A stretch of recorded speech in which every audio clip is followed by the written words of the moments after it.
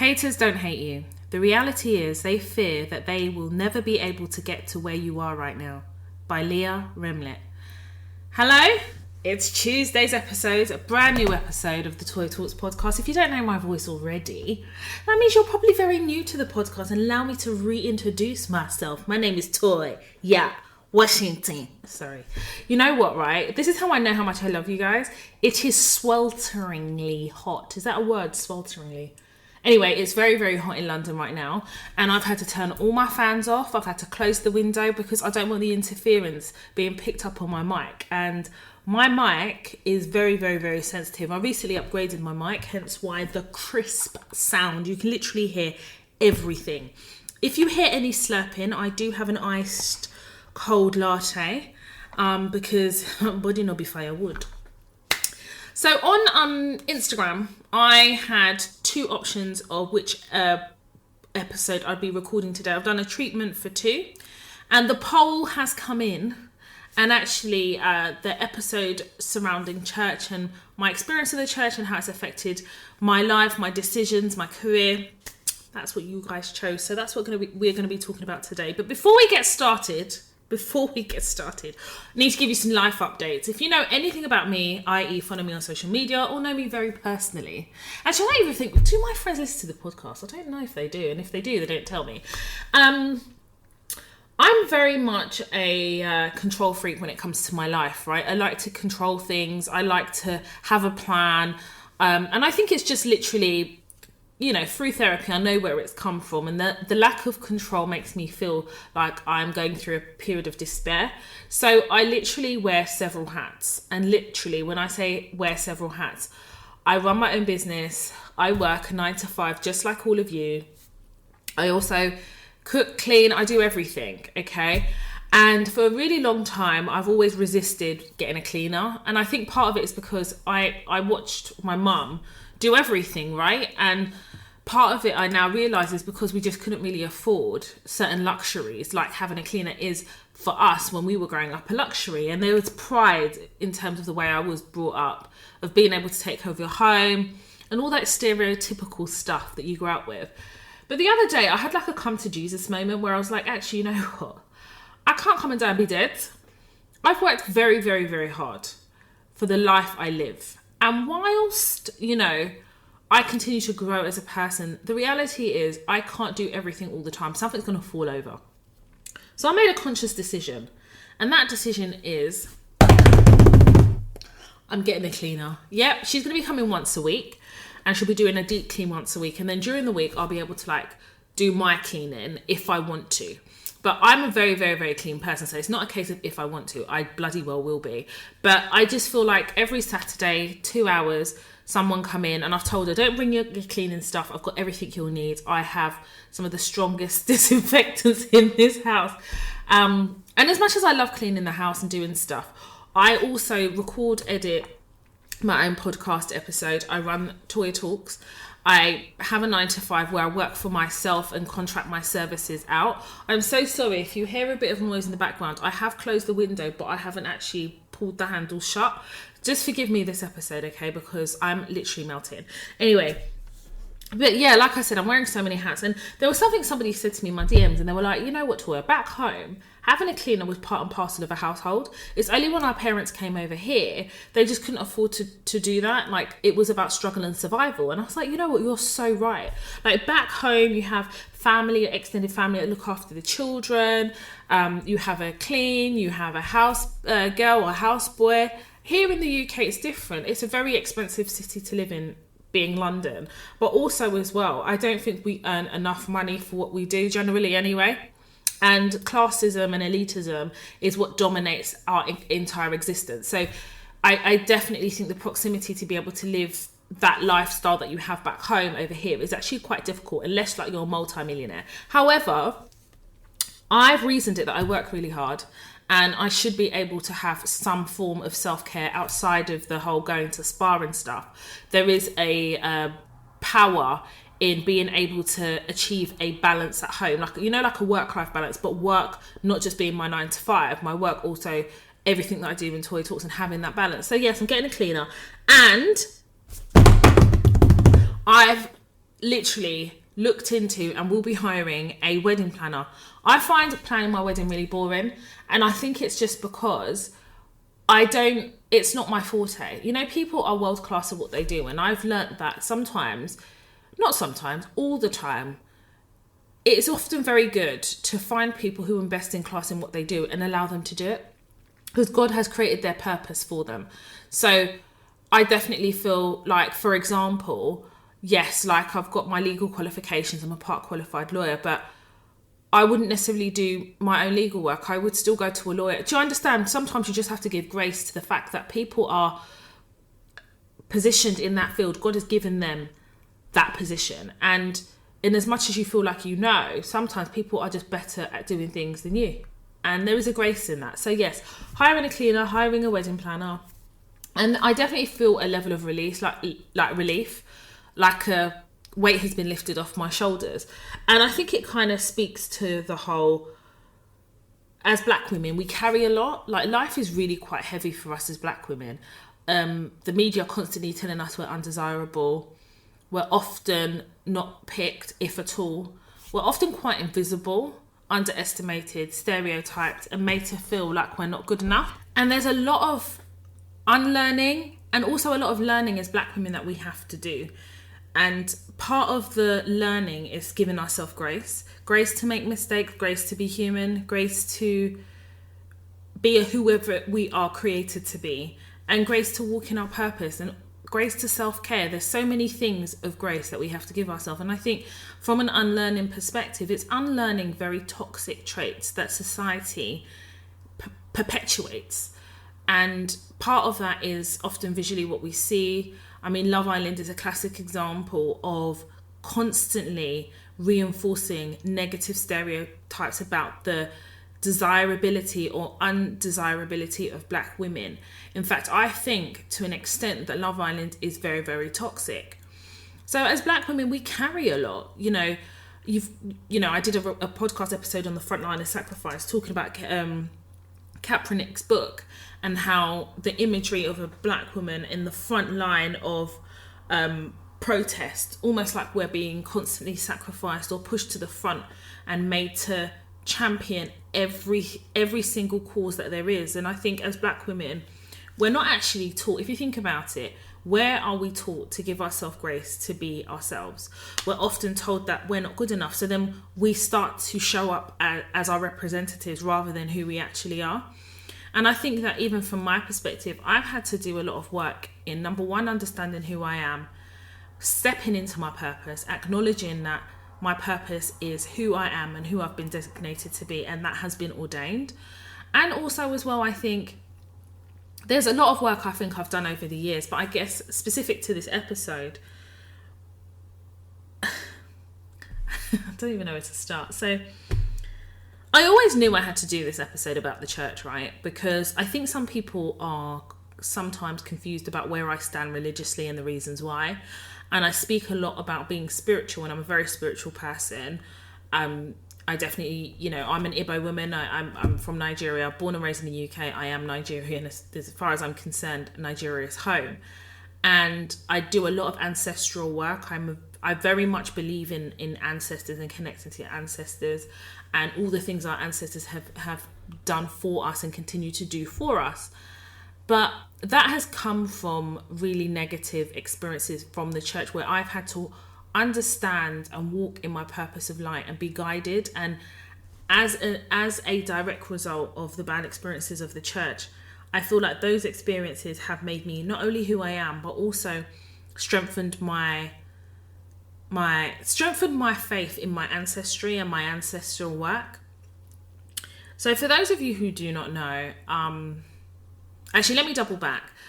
So the reason why I knew I had to do this episode is I was approached 2 weeks ago. A young lady approached me, and she was going through some stuff at church. Now, she'd been following me for a while, so she already knew where I stood from a religious perspective, and she wanted some advice. And as I was giving her this advice, I felt really, really protective over her. I felt upset for her. And I'm an empath anyway, so I tend to internalize, especially when I care about somebody.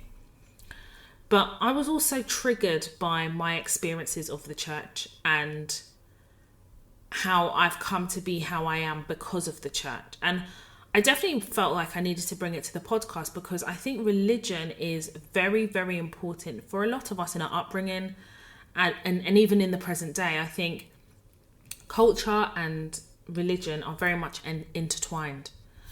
I'm very blessed to have a family who are not just Christians. I have Muslim people in my family. I have Buddhist people in my family. I've got Christians in my family. I've got an atheist in my family, and also obviously a Christians, Catholic, Pentecostal, Methodist. So I grew up in a Pentecostal church. My dad was one of a few pastors, well respected and well regarded pastor of the church.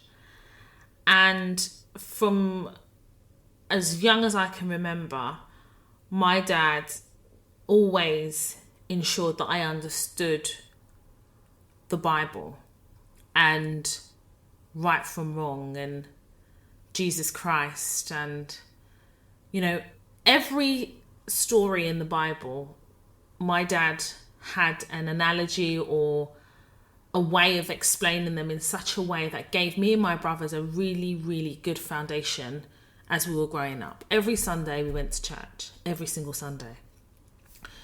I was baptized. I think I was about 16, and I asked my father if I could be baptized, and he said, of course. And he asked me why. He said, why do you want to be baptized? I said, Dad, I just want to understand God more.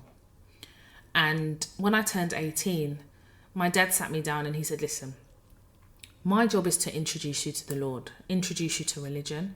You have to work on your own relationship with God. My role is to guide you. So me introducing you to Christianity, me teaching you right from wrong, me teaching you the Bible, going to church, at the end of the day, I can't make you do those things. Like before, it was easy for me to kind of make you go to church on a Sunday, but now you're 18, you have to work on your own relationship with God and choose to come to church and choose to do certain things. And now at the age of 36, like I look back and I feel so proud of my dad for having that conversation, but more importantly, allowing me to walk in my own path and allowing me to understand that his role was to raise and guide me, not to dictate and control me. And to that end, probably a year later, I actually, and this is, I don't even know if some people know this, but I actually converted to Islam. My uncle was married to a lady who's from Algeria, and she was Muslim, and she still is, sorry.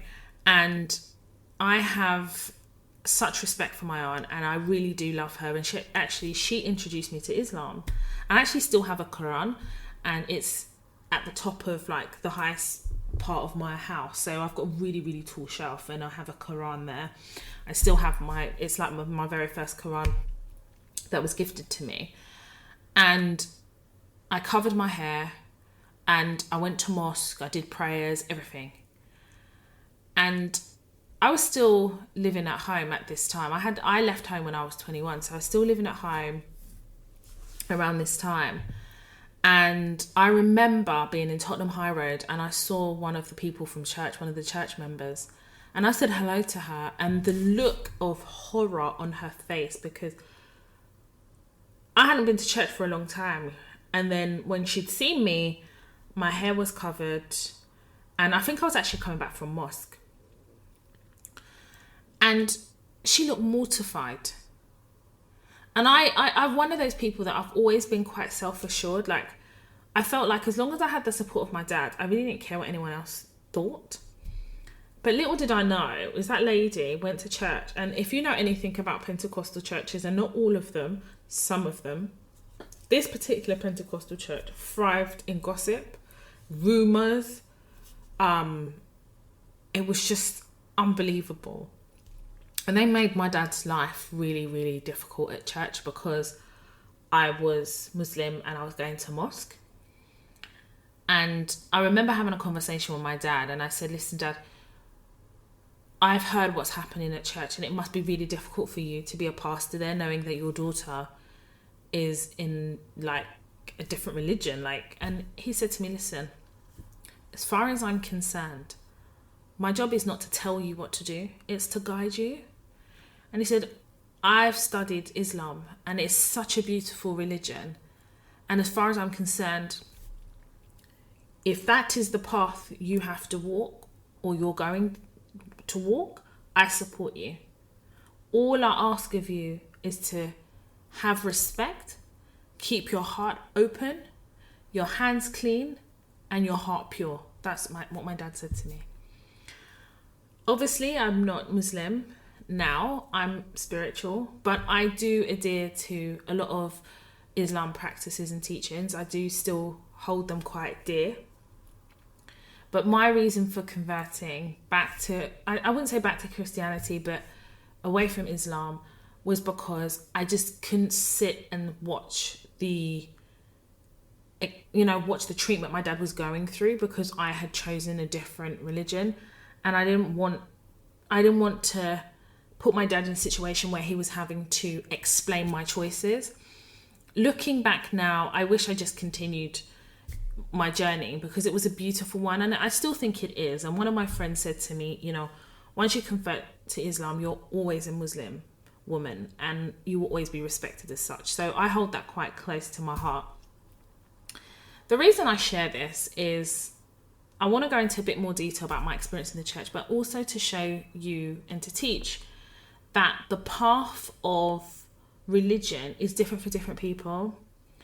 And I definitely feel that there is a strength in discovering yourself, in discovering what you believe in. And I think that we have to give ourselves grace to be able to do that.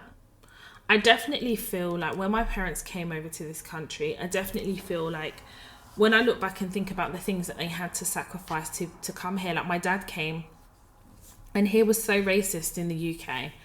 And I know he had really difficult experiences. He'd experienced a lot in this country. And I think religion for my father was sanctuary. It was peace of mind. It was, belonging. And definitely coming from Nigeria at the time that he did, I felt like religion is all my dad really had here. Like, he didn't know anyone here, and that must have been really scary. But what he knew and who he knew and what he believed in was his faith. So I understand why my dad holds Christianity so dear to him. And then, we went to different churches until we could find the right one. He became like the pastor over several years it took. And, my dad's purpose was never to be the pastor. It was literally just to belong to a church. But what I find quite toxic about some churches, especially churches that I've attended, is the idea that you can't take a break from church without being made to feel guilty. The fact that church is often seen now as a business. I remember a few years ago, and I mean like long time ago, there was a church that I went to. So I'd moved house and I wanted to go to a church. And I think in my 20s, I think the group of friends I was around, it felt like in order to be their friend, I had to go to a church. And I wasn't too sure about theirs. So I remember going to a particular church and the pastor was draped in designer wares and he had the best iPads. Like, I was so confused because I was like, where's his Bible? Not realizing that his Bible was on the iPad. This will tell you how long ago this was. And I never felt comfortable there. And I ended up going to one of my friend's churches and all they would talk about would be money. All they would talk about money and who's going to marry who. And I just always felt really uncomfortable. But I think for me as well, I was trying to find myself, and I think what people don't always talk about is how some of us, religion plays a big role in finding ourselves.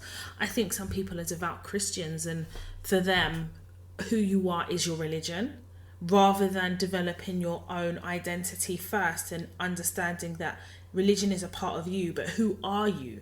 That is not encouraged. That understanding of self and the development of a relationship with your religion, or in my case with God. I always felt like culturally that was not really promoted. I feel like with my dad, I was really, really lucky to have a dad who really understood like the need to develop your own relationship, because if you don't develop your own relationship with, for example, Christianity, you know, if you were to move house or do like leave or whatever the case is, it more than likely you will not follow that religious path, if that makes sense. When my father died, I definitely feel as though everything came to a head for me. I was very lost. I have shared this before, and it's not something I'm proud of, but something I have to share in talking about religion, is that I made 2 attempts on my life. I just didn't see a reason to live when my father died. I was really lost because my dad made life make sense to me, where life often didn't make any sense. I was always quite confused, felt like I didn't belong, felt quite out of place. And I was introduced to a church by someone who I thought was a friend. And I remember going to this church and I was at rock bottom, and this was before I made the attempts on my life. I was at rock bottom. I couldn't hold down a job because I was so depressed. I couldn't function because I was depressed. Even signing on was a chore because I was so depressed. So I looked for salvation. I looked for meaning, purpose. I wanted to be put back together because I felt so broken.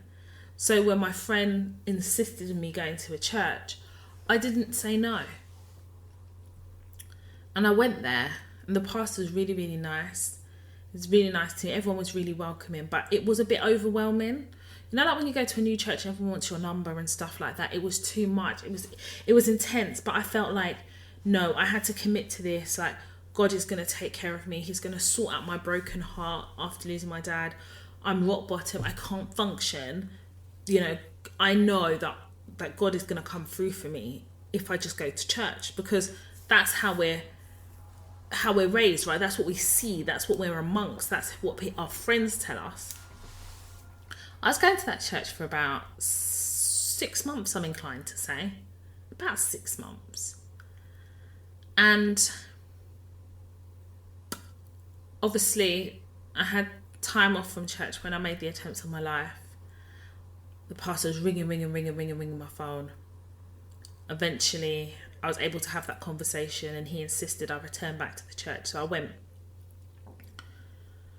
And there's something about when you feel like you have nothing, make an attempt on your life, then God says, no. You still have a purpose. And then still feeling very lost, but just yearning to heal from the pain. So, as I was going to this church, I would look around and everybody there was no one that looked happy. It was quite a sad church. I felt like that. But the pastor was always happy. So in my head, if the pastor says everything's going to be all right, he's going to pray for me, he's going to do all this stuff, it's going to be fine. My signing on money is what I put in the offering. Sometimes I put a lot more of my signing on money than I could afford. And if it meant going hungry, I told myself that was me fasting for salvation. I now know that that's not the right way to view things. Anytime I would miss church for whatever reason, because most of the reasons I would miss church is if I couldn't afford the train ticket there and back. Anytime I would miss church, when I'd go back, I often felt quite ostracised. I often was made to feel quite uncomfortable, like I was being a traitor. No one really asked me how I was. And if people did, it was only because they wanted to make sure I came back to church the following Sunday. But as far as I was concerned, I was looking for my salvation. As far as I was concerned, my culture teaches that church is the beginning and end of who you are. So as far as I'm concerned, since I'm at rock bottom and it feels like the end, if I go to church, I'll be able to find myself, I'll be able to heal from the pain of losing my dad. I couldn't get a job. I couldn't hold down a job. I was mentally unstable. I was in debt. I was in so much debt. I had no direction. I was so lost. And every time I went to church, I was made to feel like shit, when all I wanted was help. I just wanted to belong. I just wanted prayers. I just needed help. And I'll never forget, I ended up getting a job, and I was so happy. So from then on in, I was like, right, I need to be putting more offering in. One day I was sitting towards the front, and I'd already told the pastor that I got a new job and everything. And he asked me to stand up, and the prayer that he prayed for me is that my next pay slip, I must give it to the church in full. Everything. And that God will see it as a sacrifice, and he will replenish my pockets. I want you guys to logically tell me, if I give you all my money, how am I going to pay my bills? How am I going to eat? The following month, I gave half. When I put that offering in, I put it in an envelope, cash.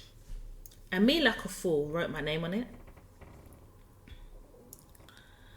That week, so that was on a Sunday, that week I got a text from the pastor asking me on Sunday when I come to church, can I come a bit earlier, that he wants to talk to me. I went. He basically said to me that I'm ungrateful. That when I came there, I had nothing, and God has given me something. And God told him that I must give my full salary. I only gave half. Who am I to give half? If he says I give all of it, I must give all of it. I said, but pastor, if I give all of the money, how am I going to eat? How am I going to pay my bills? He goes, do you not believe that God will provide? I said, yes, I believe that God will provide. But God helps those that help themselves. He said, well, make sure that money comes next week. In fact, it must come today. I won't even wait next week, because it will be too long for you to think about it.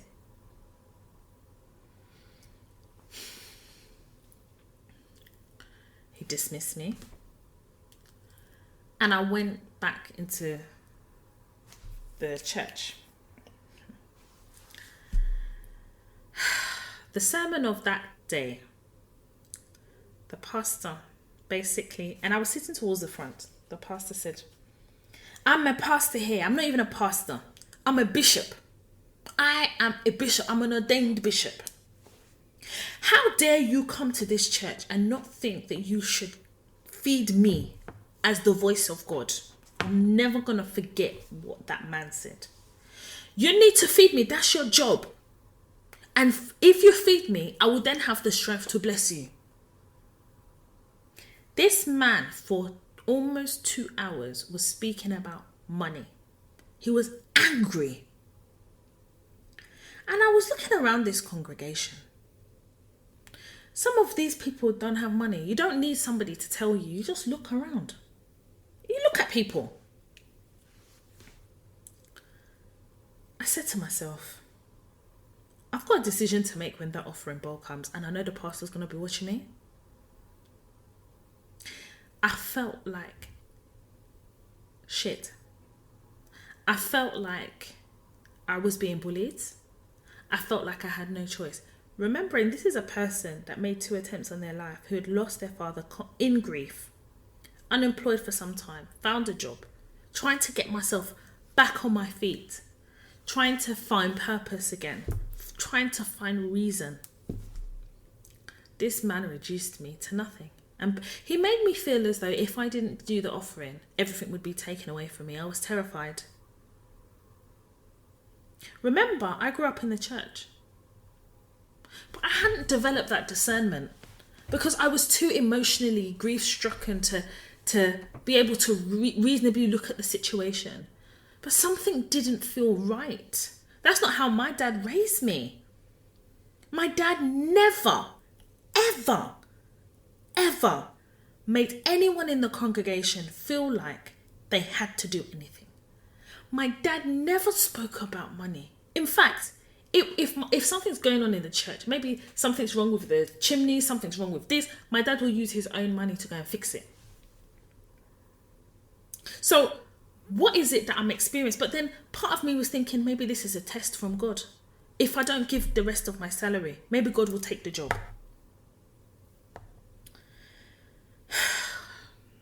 When that offering bowl came, I sealed the envelope. I put it in the offering bowl. As I looked up, the way that pastor was watching me, I said to myself, Toya, you can't come back to this church again. Because if you come back to this church again, this man is going to punish you. And there's nothing to say that this man won't continue to punish you every month. Ladies and gentlemen, that was the last time I went to that church. My phone rang and rang and rang. It was like this man used my number and gave it to people in the congregation just willy-nilly. The type of voicemails that were left, it was actually horrific. At one stage, the pastor himself called me. I was awake. I picked up the phone. I went in the corridor. He said, is it because you've now seen a little bit of blessing? So you think you're too good? You think you're too big for people? I said, Pastor, no, I don't. But I have to eat. I have to function. This is not the religion I was taught. He goes, what religion were you taught? After all, isn't it you that sinned and tried to take your life? I put the phone down. I blocked his number. Any number that I didn't recognize, I blocked. That was not how my father raised me. I said, listen, if God is going to take this job from me because I didn't give the rest of my salary, then I'm not shy to go to the job centre. After all, have I not been going there? It's tough. But the God I worship knows my heart. My ancestors know me. I'm a good person. I can't punish myself when I know that I'm going through so much just because I can't give my full salary in the offering bowl. Just because I refuse to continue to starve. No, I can't do that. Mind you, during this time, my washing machine had broken down and I couldn't even afford to replace it. My cooker was not working anymore, so I had to get one of those portable cookers. You know them little ones they use for camping? Until I could save up enough money to replace it. Shit was hard. You know when you're on job seekers allowance, for those of you who don't know, it's not even enough. So you're acquiring debt. Do you understand? You're acquiring debt. So when you come off that job seekers allowance, your first, second, third, or even fourth salary is paying off all your debts, all of this, all that you owe, and all this, before you are now in a position to now start replacing washing machine and fridge, freezer. Then I should use that salary and give it straight to the church and then choose to suffer. So if I'm suffering of job seekers allowance, I'm suffering going to the church. Where is the peace? The reason I'm sharing this is because I genuinely think that it's an important topic that we talk about how religion affects our lives. If I'm going to teach you, guide you and educate you how to navigate the world of work and life, there are aspects of life that bleed into the world of work. Listen, if you are not at peace with yourself, you can't be productive at work. You can't be. When I was going through all this stuff at the church, and to be honest with you, it was worse than I feel like I'm able to communicate, because I was already so isolated. I felt very alone. Then you're looking up to a pastor for guidance, and he's basically making you feel like you're only worth something if you can financially fund your part of the church. Then this particular church will use people to come and manipulate you. They're, sending me scriptures about money and offering, and it was a lot. And then fearing that if I don't come or block the pastor, I'm going to be punished. You know, that type of, it's actually quite toxic. But then I felt like, now I look back, I forgot about the fundamental thing that my dad taught me. And it's about developing my own relationship with my religion, my own relationship with God, my own relationship. That means my own direct link to God. Just because you have a pastor or a bishop doesn't mean that their relationship with God is higher than yours. But often when we're in turmoil, going through trials and tribulations, we don't realise. Because you're looking at the pastor or maybe the bishop as a symbol, God's appointed one. Yeah, I guess in some religions, and especially Christianity more so, that's how pastors and bishops are seen. But it doesn't make you any less of a child of God. And I think we need to come out of this toxicity of thinking that we're not good enough. You know, like you're already on the floor, so you feel like that is where you should stay. And I think sometimes we don't even allow ourselves to be elevated because we can't see further than the floor that we're looking down. And I remember the whole time I was going to that particular church, you know, I never stood up with my back straight. I always was hunched over looking down. So how can I see blessings if I'm looking on the floor? Moreover, when it came to work, because I was trying to find myself and pick myself up, anything I was going through at work, I saw it as a test from God. And I don't actually think it was. When I look back now, I think anything I was going through at work was a reflection of where I was in my life and my inability to find stability in my grief. And I would think that a church that knows that somebody has lost their father, attempted suicide, would you not offer that person counselling? Wouldn't you offer that person support? I talk about the church because obviously I grew up in a Christian household, but I feel like religion shouldn't be used as a weapon of control. I think it was Karl Marx that said that religion is the opium of the people. And to an extent, I understand that religion, in a way, does govern, often control the way people behave to an extent. So I don't necessarily think it's a bad thing, but not when you use it like a rod across somebody's back. Our parents, for me anyway, first generation immigrants that came over to this country, religion is all they had. So a lot of what we witness with our parents, that need to survive, survival mentality, that means they would take all type of crap that life threatened them at work, anywhere there was authority, and then they'll go and pray it out on Sunday. They will suffer Monday to Saturday, Monday to Friday, then go and pray it out on Friday.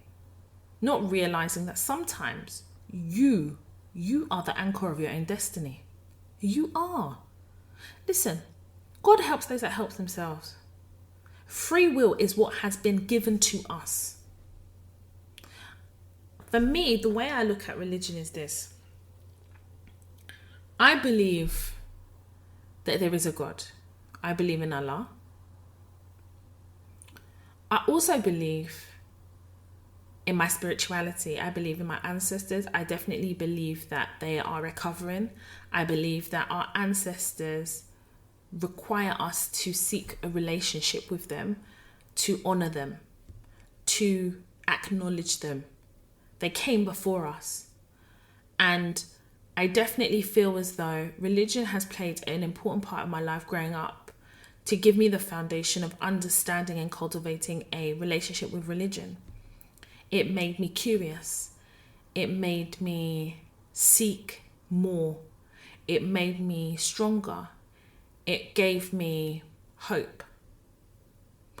But I definitely feel as though as social media has grown, as awareness, knowledge and education has grown, I definitely feel that there are pastors, especially in the Christian church, that exploit their position. the church that will remain unnamed. Actually, no, I'm just going to call it like SPAC Nation. It's not going to be unnamed. We all know the controversy around SPAC Nation. But I think SPAC Nation is a clear example of young people seeking purpose and being exploited by a church that see its young congregation as commodities, and therefore luring them into a false sense of security to take advantage of them. And I think when we talk about discernment, and you guys know I have an episode on discernment and developing discernment, there is a responsibility we all have to develop a relationship with our consciousness. You know that voice inside you, or that feeling you feel when something is not right?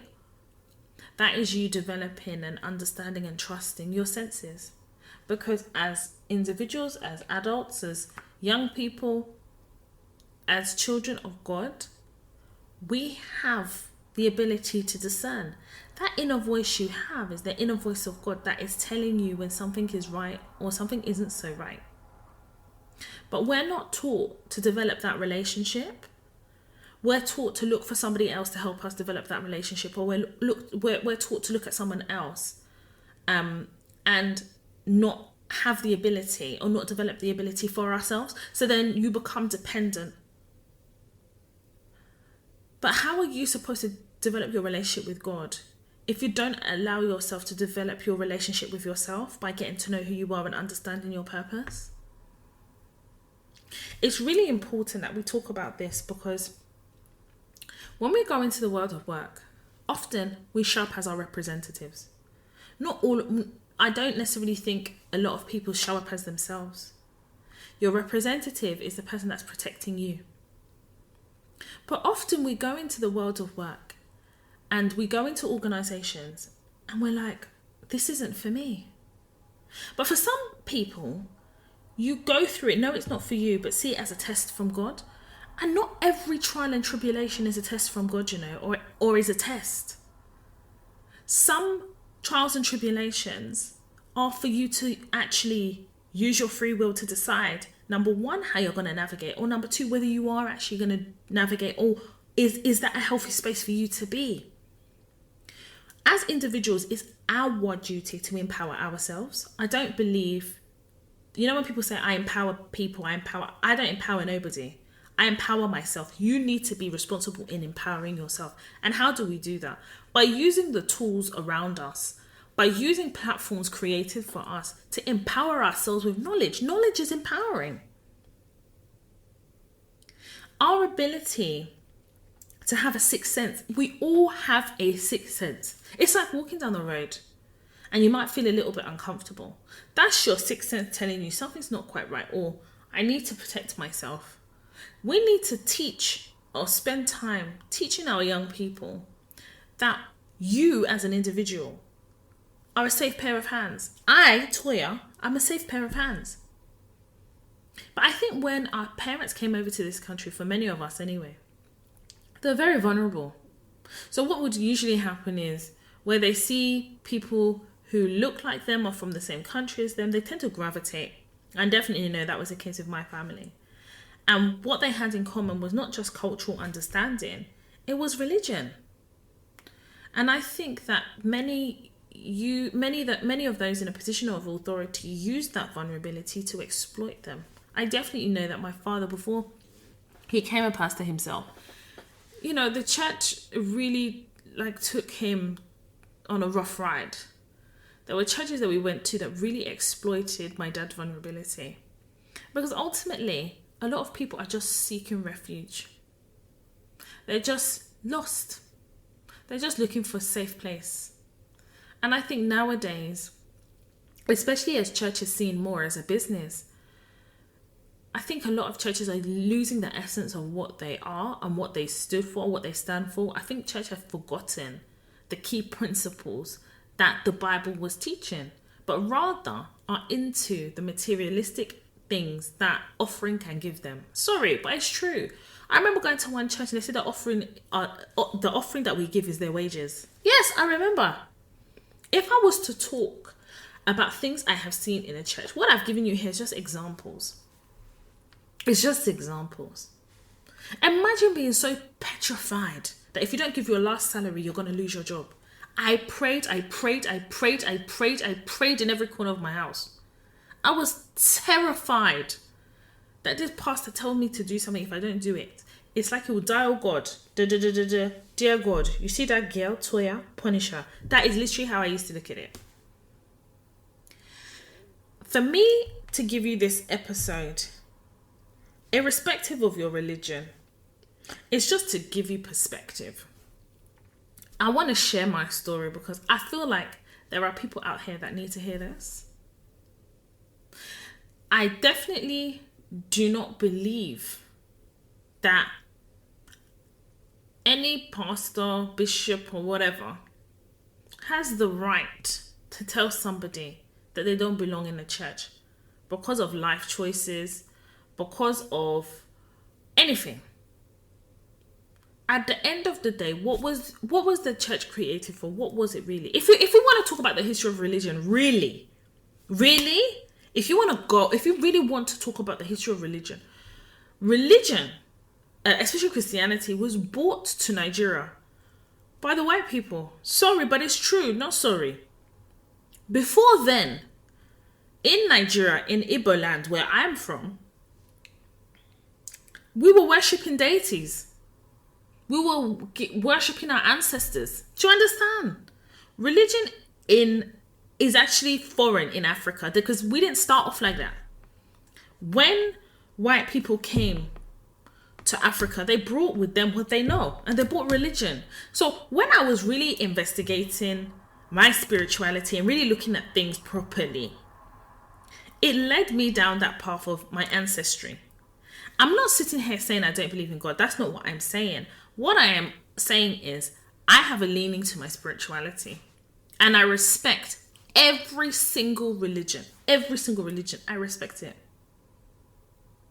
But I think that we need to start empowering ourselves to make our own choices when it comes to religion. Because I know that many of us, when you ask somebody, why are you a Christian?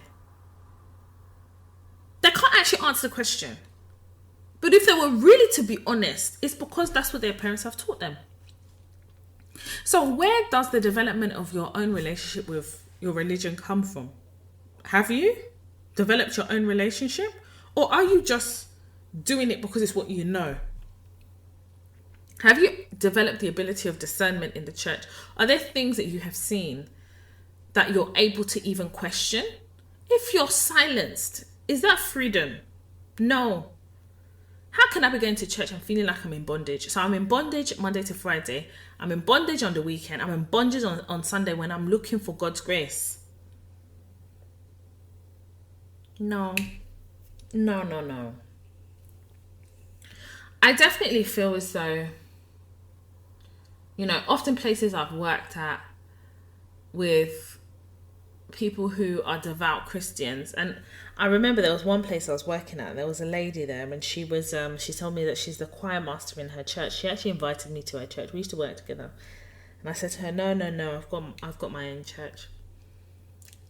And I remember her, anytime anything would go wrong at work, she would always take it to church because she'd tell us, she spoke to her pastor. One day I plucked up the courage to actually ask this lady, I said, when are you telling the pastor everything that's happening here? What's your pastor saying? She said, oh, my pastor's telling me to write down the names and give it to him. I was just like, what? I made sure I stayed on her right side. I definitely feel as though this is a much needed conversation, especially because a lot of people are quite lost. And I understand holding on to religion because that was me. I understand that, especially because that's what you know. But I just want to re-emphasize the fact that karma is real, and you are also worth something. You are important. You are created, so uniquely crafted and created. You are you.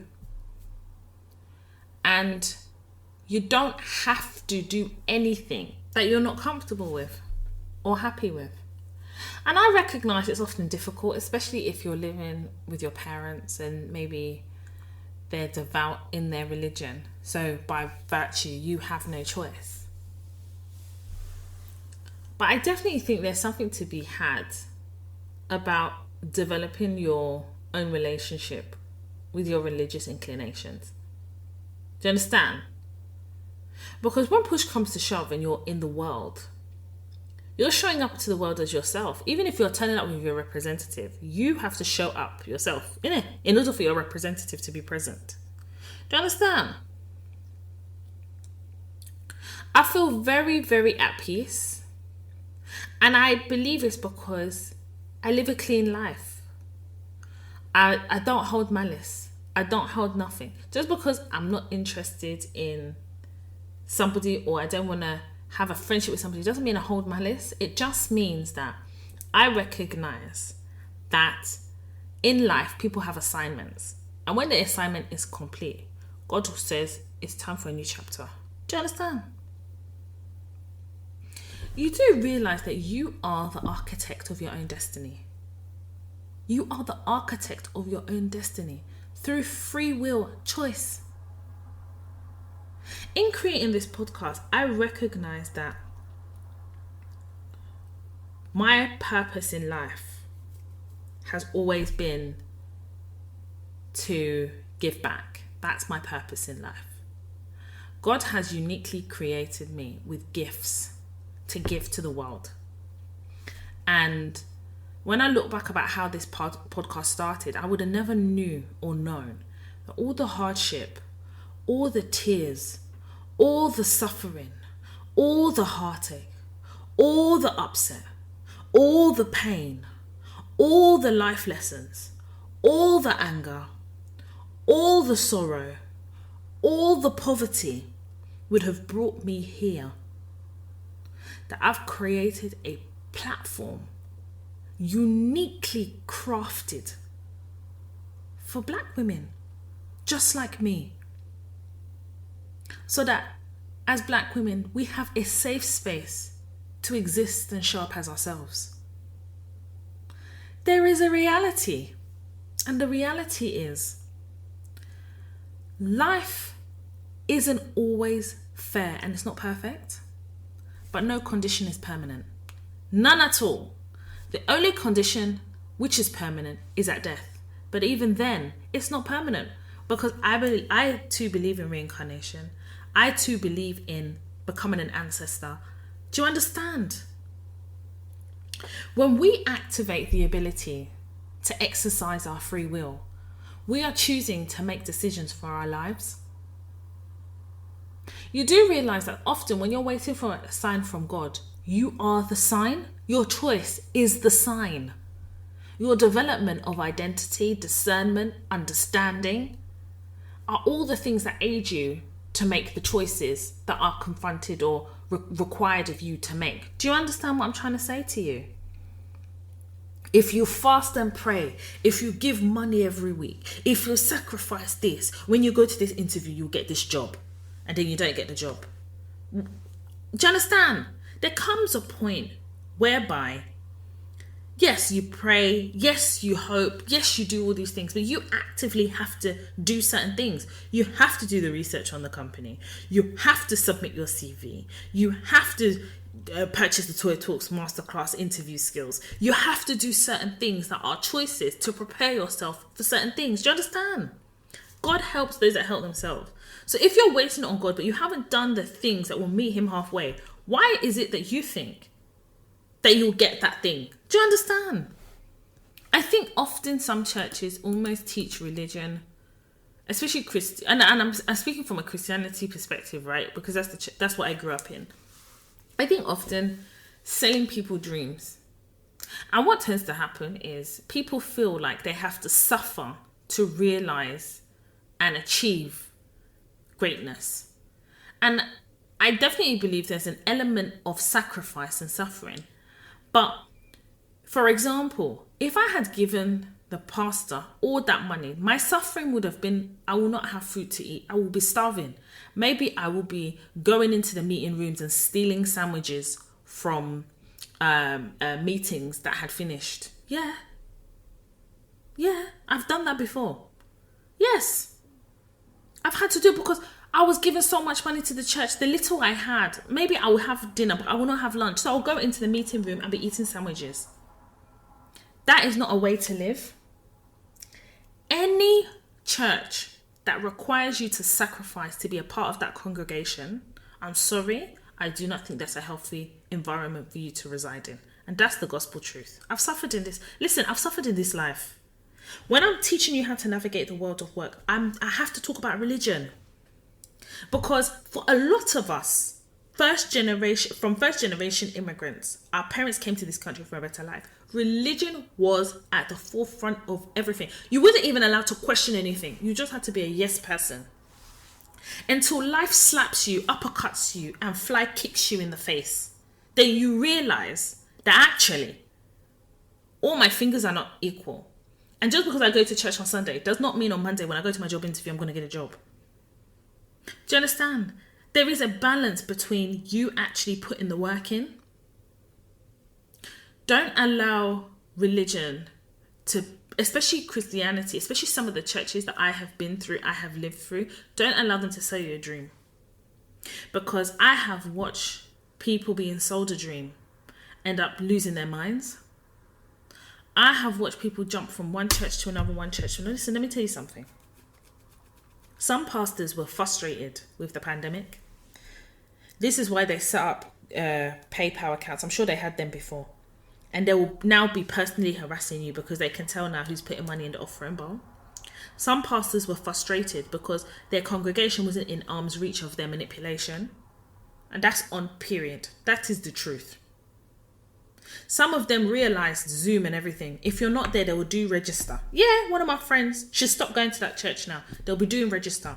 And they will fining her for not turning up to Zoom. They were fining this girl. One day I said to her, I said, listen, are you a child or what?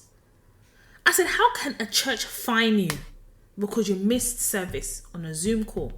That service that you missed is because your internet was down, but your pastor says you should pay a fine. I said, even if the internet was down, if you do want to go to church, who is another person to tell you you will be fined? And it's a way of control, because then if you don't pay that fine, they will ostracize you. People will stop talking about you. Before you know it, your name is on Facebook. Before you know it now, do you understand? You're in exile. What is all of this? What is all of this?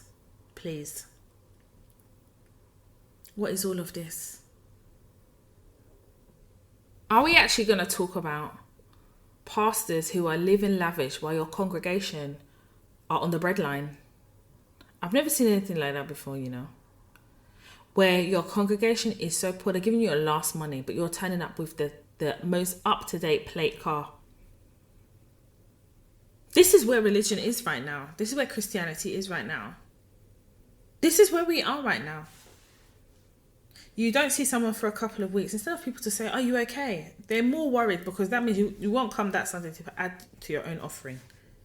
Imagine, yeah, one of my friends, she's a doctor, and I don't speak to her as much as we used to, but now and again she'll check in on me, and you know, we have very honest conversation. And there was a point where she was working, she was doing night shift, so she couldn't go to church, she was tired.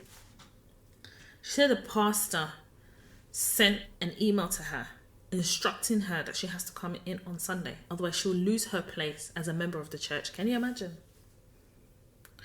And she told me about this. She was really, really upset. I said, let me ask you a question. She said, yes. I said, since you haven't been going, you've been working nights. She said, yes. I said, have you had peace of mind? She said, yeah. I said, when you go to that church, do you have peace of mind? She said, I don't know. I said, that means no, because if you have peace of mind, you know when peace of mind has entered the chat. I said, are you sure that church is for you, babes? Anyway, long story short, I didn't speak to her for many weeks. I know she was upset because I know my questions rattled her. And I know she's not angry with me. I know that she's angry at the having to confront things that maybe she had buried. She messaged me. She said she found a new church. She said the church that she's found, she said nobody has her number, nobody has this. She goes there. When there is time for her to go there, she'll go. She goes, Toya, if not, I know where I am. I can pray to God. God doesn't just hear me in a church. I said to her, do you remember when I told you that? She laughed. She said, Toya, my church means a lot to me. Being able to go to church and worship and do what I do.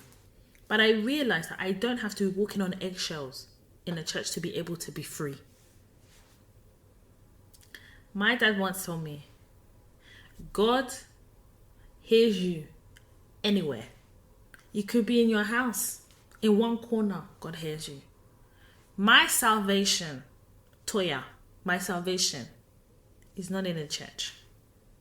My salvation comes from how I live my life, how I put into the world, the things I sow into the world, the karma I create in the world. Do you understand what I'm trying to say to you?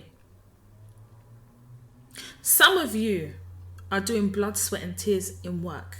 You're suffering at work. You're going through a lot. And then you go to church and you bring all your wages and you just dump it there and say God will provide. God will not provide because you decided that you didn't need the money that God provided you. God will not provide, my dear. It doesn't work like that. I think we just need to find a balance. We just need to find a balance between, if you like, being part of a church, being able to go and do your prayer and worship and having peaceful mind and being at peace, not feeling as though your salvation is intertwined and interlinked in the church, that if you don't go there, then God will punish you. It's a very distorted way to think, especially if you then say that God is a loving God. God sees all hearts. Then if God sees all hearts, then he sees what you're going through. If you're not able to go and you're not able to do certain things, God knows your heart. Just find one corner in your house and pray, what's all this? So let me ask everybody a question. During the pandemic where we was on lockdown and you wasn't going to church, did God pause all the blessings until after lockdown? Did God go and take a vacation? It doesn't work like that. God is 24/7. It doesn't work like that. I really do believe that some pastors, some churches, some bishops, some deaconesses, I think they call them, were really rattled by this pandemic. Because the power that some of them have was weaning. People had to spend time with themselves. And people are still spending time with themselves, asking themselves questions. There are people in church that are bullies. Bully boss. Bullies. So you go to work Monday to Friday or Monday to Saturday or Monday to Sunday. You'll be bullied at work. You'll be suffering there. Then you'll go to church and be suffering again. What is your existence in life? Is it to suffer? No. Jesus died on the cross to save the sins of the world. Not so that I can also be sacrificing myself and be suffering at the same time. No. I don't believe in all that. Nope. Don't come to me with that. Do not come to me with that. I'm sick and tired. Well, I was, not anymore. I was sick and tired of going to a church and not feeling like I can't just sit there and observe. You will ask me for my name. You will ask me for my address. Or you will ask me for my phone number. That week you will call me. Am I coming again? Leave me alone. Leave me alone. After everything I've been through with the church, I decided that my salvation is not in a church. I really was looking for the right place to worship so my heart would feel at peace. I was looking for something. And I realized that I had it in me. I had it in me. The foundation of what religion was already in me. So what else was I looking for? I'm not underestimating the importance of people going to church. Listen, you do what is important to you. But just use your discernment. There is a freedom. You see, when it says free will, the operative word is free. The freedom to develop your own relationship with God. And maybe that isn't always in the church that you're currently going to. Maybe it's in another church. Have you ever considered that? For me personally, I definitely would love to teach my children about different religions. I want to take my child to a church one day. I want my child to have a clear understanding about religion. I want my child to study religion in school. I studied at A-levels philosophy and ethics and religious studies. I want my child to have a clear understanding of different religions, and then I want my child to make their own decision. The most important thing is I teach my child right from wrong. I teach them how to learn from the mistakes that I have made. And I teach them to be good people, to put greatness into the world, to sow good seeds, to give freely when they can, and in times when they can't, to also understand there's a grace in being able to say, I can't do this. That's how I want to raise my kids. I don't want to raise my child in fear. I want to raise my child in confidence, to be able to make their own decisions. If my child turn around to me and say, Mum, I'm going to convert to Islam, I'll be as proud as anybody. Because at least I know that my child has developed their own relationship with whatever religion they choose to lean in. The only thing that I won't accept is my child not believing in anything. Because I believe it is important that we believe in something. Because before we believe in ourselves, we're finding out who we are. So we have to believe in something. That something is what sometimes gets us through the working day. That hope and belief, that's something that we believe in, helps us to understand that there is light at the end of the tunnel. Do you understand? It is important to believe in something. And often, whatever that something is, will lead you to believe in yourself. Because I feel like as we develop into who we are, as we're navigating life, and then we're learning and developing into the person we are, before we believe in ourselves, there's a level of distrust we have sometimes with our own decisions. Until you understand your purpose and you stand firm in who you are, then you start believing in yourself. Do you understand? I think something that is also really important that we understand is some people often need the church. Do you understand? Like, without it, they feel they can't exist. I think that's quite sad, because the church building isn't God. The bricks and water isn't God. I believe that God, religion, faith dwells in all of us. And as we develop and understand and walk in our purpose, we start to understand why we were created. Do you understand? For me, when I knew what my purpose is, because for a long time I rejected my purpose. For a long time I was really confused about my purpose, and for a long time I thought I never had a purpose. If I thought I had a purpose in life, I wouldn't have made 2 attempts on my life. If I thought that I could become, I wouldn't have. But during that time, I had no view, I had no concept of who I was supposed to be. I was lost. When God gave me a second chance, when God gave me a third chance, because let's be honest, it was a third chance, I think it started to click that there was a reason. But because I was so much in grief, I didn't have the ability to believe in me. When I left that church, when I started to just believe that there was a higher purpose out there that would just cover me, I promise you, when I then knew who I was and my purpose, everything started to fall into place. Everything.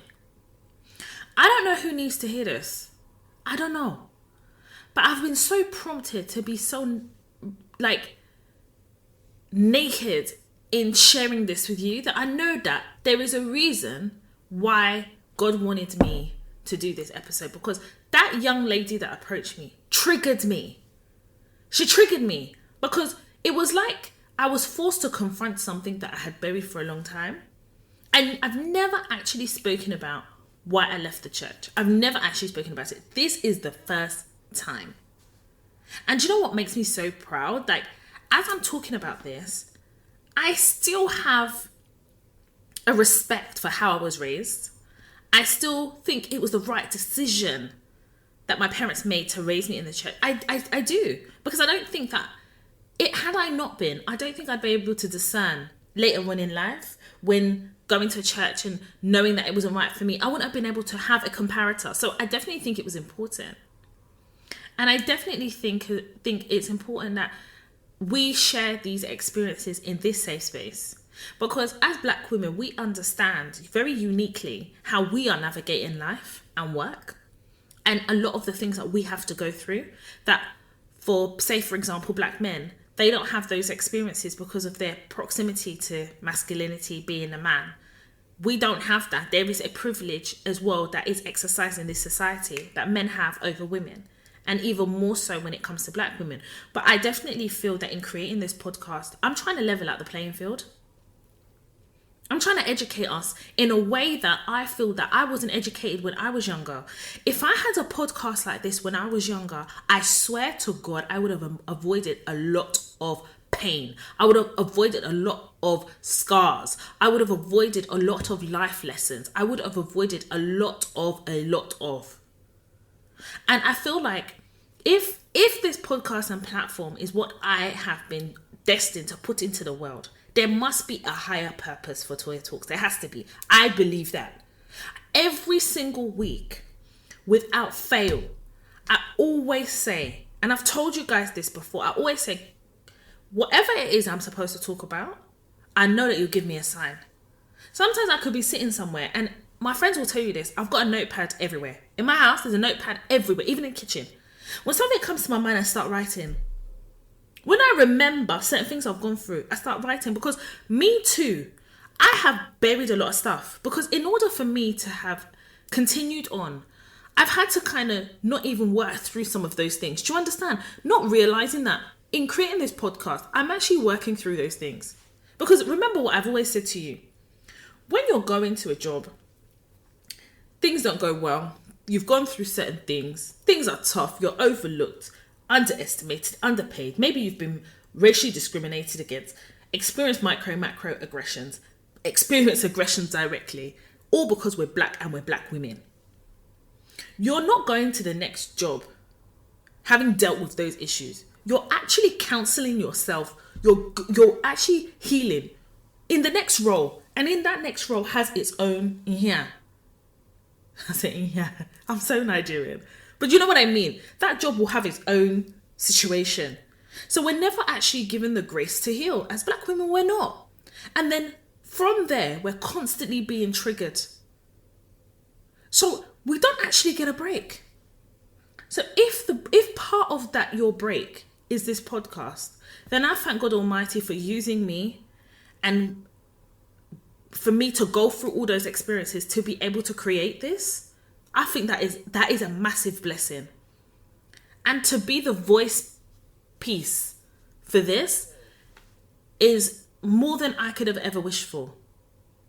Because when I was going through my trials and tribulations of life, when I was going through hell and job after job after job, before I understood the intricate need, the necessity to navigate the world of work in a particular way, when I started yielding success through the way I navigated, I realized that every situation, every pain was to be a testimony for a podcast called Toya Talks. Are you serious? I have no regrets of anything I've been through. I've got none. I've got no regrets because it's made me into the woman I am today. It means that there's a lot of women out there, a lot of Black women out there who have been able to swerve certain situations, who have been able to stand firm in certain situations and understand how to navigate.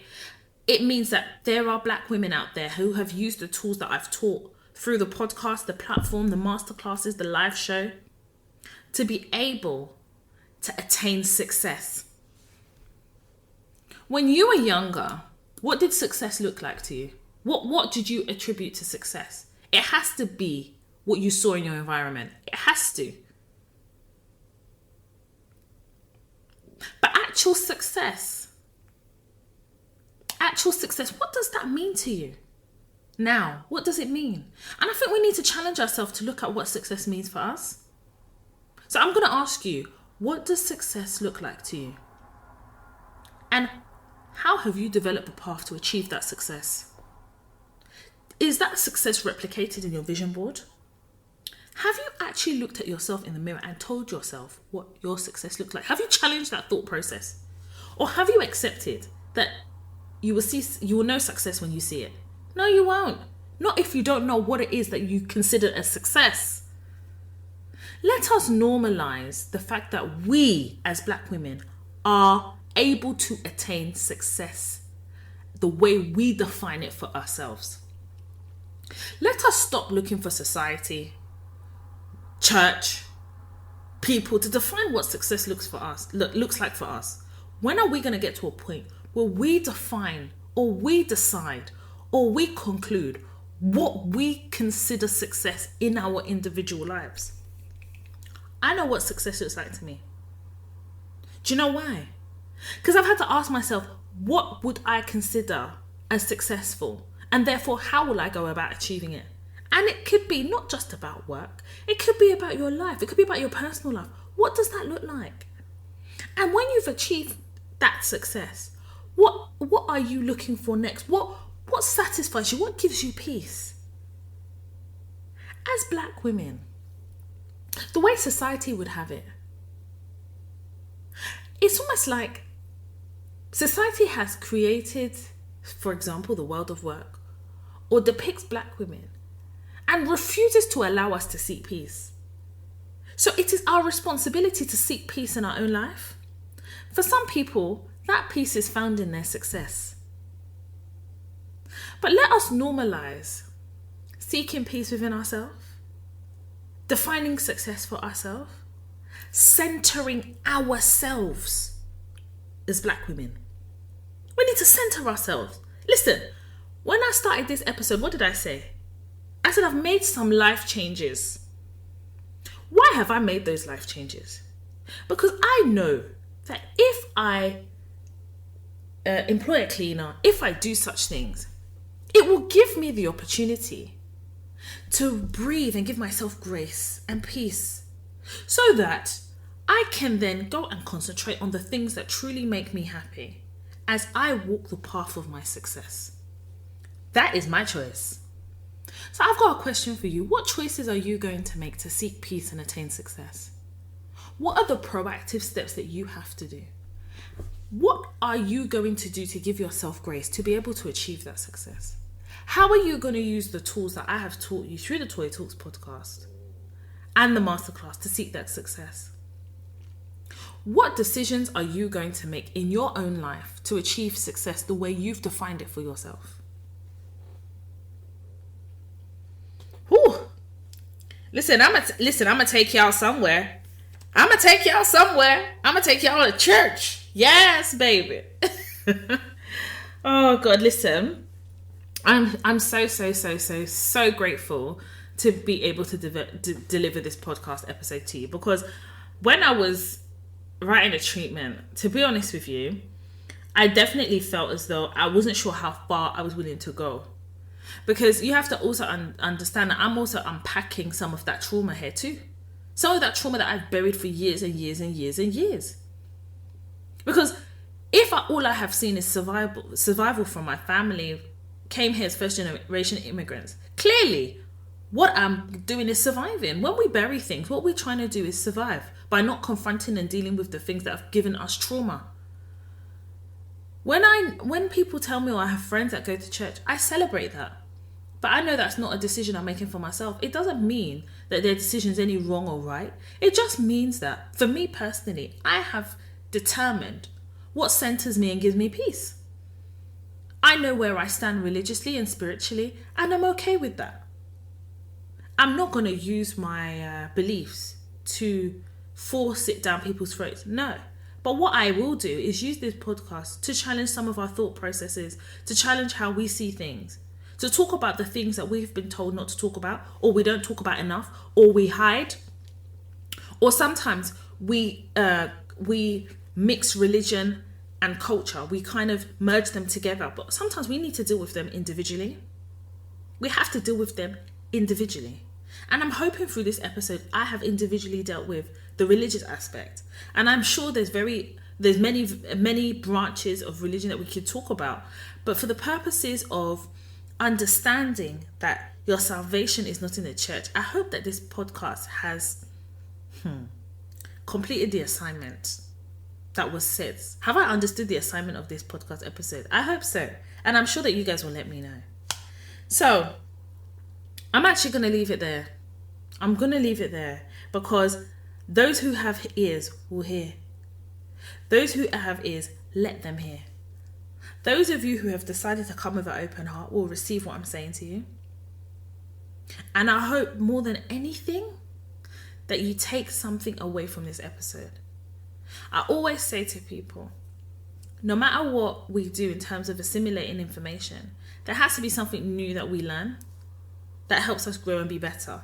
And I hope that there's something you can take, learn, grow and be better from this podcast episode, from the platform, and everything else that I have created to guide, advise and teach Black women how to navigate the world of work, light up the path of our success and attain that success. I want to thank each and every one of you for joining me every Tuesday. For all returning listeners, hello, thank you, you are appreciated. And for those new listeners, welcome. Welcome to the Toy Talks family, welcome to the Toy Talks journey. We have previous episodes. I would really encourage you to listen to those episodes. I give you the tools, I give you my experience to navigate the world of work. If you are interested in emailing me, maybe you have a work-related dilemma, your anonymity will always be protected, and I'll make sure, as I always do, to really block out like key information that you may share with me. If you would like me to advise you on the podcast with your dilemma, please email hello@toytalks.com. If you're interested in understanding what Toy Talks is about, maybe you're a new listener, maybe you've been referred here, please visit the toytalks.com website. On there also are all my masterclasses. You know the vibe, you know what it is. All the masterclasses, from the CV masterclass, interview skills masterclass, negotiation masterclass, redundancy masterclass, and the mother and daughter masterclass. And I will be adding some masterclasses in the coming months, and I'm really excited. There's one in particular that I have been personally asked for, which is passing your probation masterclass, and I cannot wait to record it and share it on the toytalks.com website. And also a pregnancy masterclass to deal with maternity leave and things like that. So that will be coming before the end of the year by the grace of God. If you want to follow me on social media, my personal Instagram page is Toya_Washington. The Toya Talks Instagram page is Toya_Talks. If you want to follow me on Twitter, it's Toya_W with the hashtag Toya Talks or Toya Talks Podcast. I'm also on Snapchat, and it's Toya Washington, all one word, and also Clubhouse, Toya Washington, all one word. And we actually have a club on Clubhouse called Toya Talks. I want to thank each and every one of you for joining me this week for a brand new episode. I cannot wait for next week's episode. We're going to be talking about relationships and the whole bonnet situation and all of that. I do give kind of like a high level overview of what I'm going to be talking about next week on my Instagram. This is why you have to follow me on Instagram. But I definitely want to talk about like dating and how dating has changed, especially through the pandemic, but also about showing up as your representative and kind of the lessons learned through the pandemic in regards to dating. I also want to talk about, and I think it's important that we talk about how society, especially like, for example, through Love Island, perpetuates this narrative that Black women are undesirable. It's actually really triggering. And as a Black woman myself, I'm very, very offended by what I see. But equally, I think we need to unpack it. We need to talk about it, especially where some of us are returning to the office. We need to talk about that stereotype of undesirability and how it continues to be perpetuated in our society. And actually, as Black women, how it knocks our confidence. But my question is then, how are we going to build our confidence? How are we going to turn up as ourselves and not necessarily always as our representatives? Anyway, I'm going to leave that for next week's podcast episode. Thank you so much for listening. I cannot wait to do this all over again next week, Tuesday. As you know, each and every Tuesday, we have a brand new episode of the Toy Talks podcast. If you are listening on Apple Podcasts, please rate and review and leave a comment. And I'm going to see you guys next week. My name is Toy Washington, and you have been listening to the Toy Talks podcast.